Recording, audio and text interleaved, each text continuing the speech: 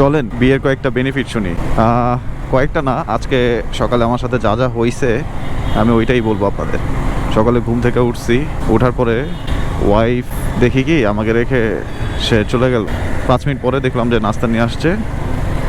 নাস্তা আমার ঘুম থেকে উঠাই আমার খাওয়াইলো নিজের হাতে। খাওয়ার পরে সে আমার সব কিছু আগায় দিল। অফিসে যাওয়ার জন্য রেডি হব, তাই কি গোসলের জন্য যা যা প্রয়োজন, শ্যাম্পু, টাওয়াল, সব কিছু, গরম পানি।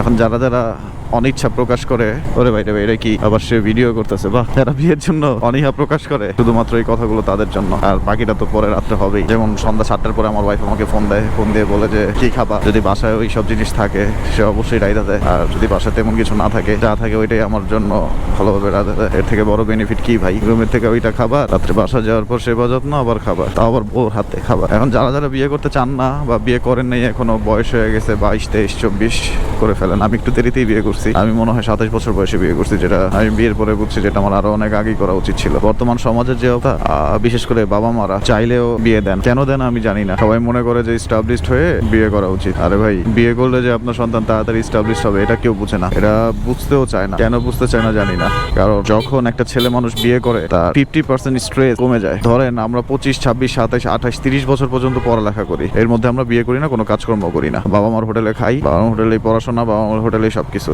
কিন্তু যখন আপনি 21 বছর বয়সে বিয়ে করবেন, তখন আপনি সর্বোচ্চ ইউনিভার্সিটিতে ভর্তি হয়েছেন অথবা ফার্স্ট ইয়ার সেকেন্ড ইয়ারে পড়েন, এমন সময় আপনি বিয়ে করলেন। বিয়ে করার পর আপনার বউ চালানোর জন্য হইলেও আপনাকে পড়ালেখাও করতে হবে, সাথে কিছু কাজও করতে হবে। কাজ না করলে আপনি বউ চালাতে পারবেন না, বা বউয়ের বেসিক নিডস গুলো আপনি বাবা মার থেকে চায় নিতে পারবেন না। সো এই চিন্তায় আপনাকে কাজই করতে হবে। আচ্ছা, শুরু করলেন, আপনি ছোট্ট করে একটা কাজ শুরু করলেন, ধরেন পড়ালেখার পাশাপাশি 4-5 ঘন্টা কাজ করলেন, আপনি 5,000, 6,000, 7,000 টাকা ইনকাম করতেছেন। এতে কি হবে? আপনার বউয়ের নিড গুলা বা আপনার ছোটখাটো নিডস গুলা আপনি কমপ্লিট করতে পারতেছেন। এর মাঝখানে দেখবেন কি আস্তে আস্তে দিন যাচ্ছে, আপনার লাইবিলিটি বাড়তেছে।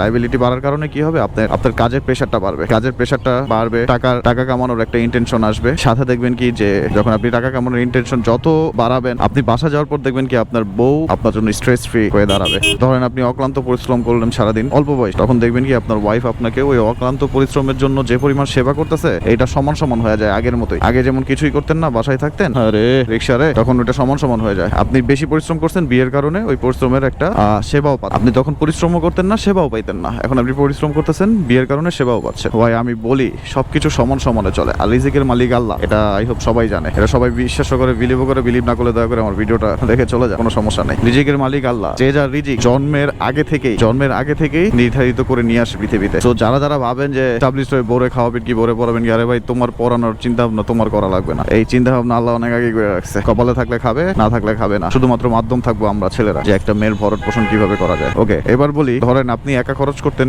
সারা মাসে 5,000 টাকা।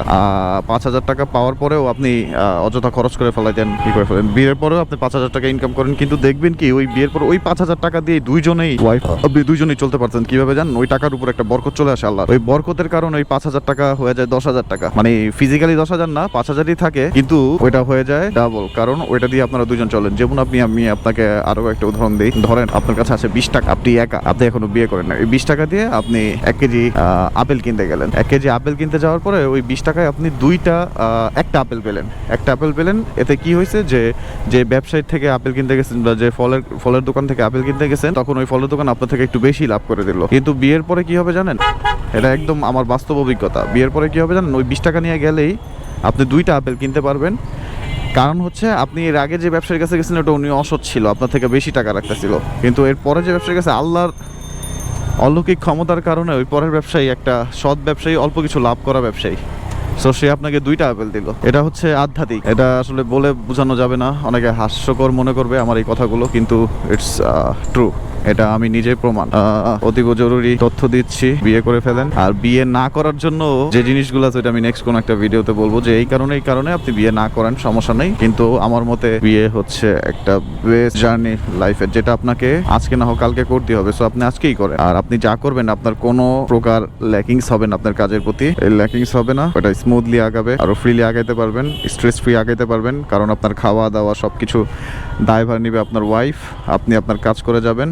আর আবারও বলতেছি, রিজিকের মালিক আল্লাহ। সো কোনো প্রকার প্যারা না নিয়ে, যদি আপনার 22-25 বছর পার হয়ে যায়, অবশ্যই বিয়ে করেন। থ্যাংক ইউ, আল্লাহ হাফেজ, আসসালামু আলাইকুম।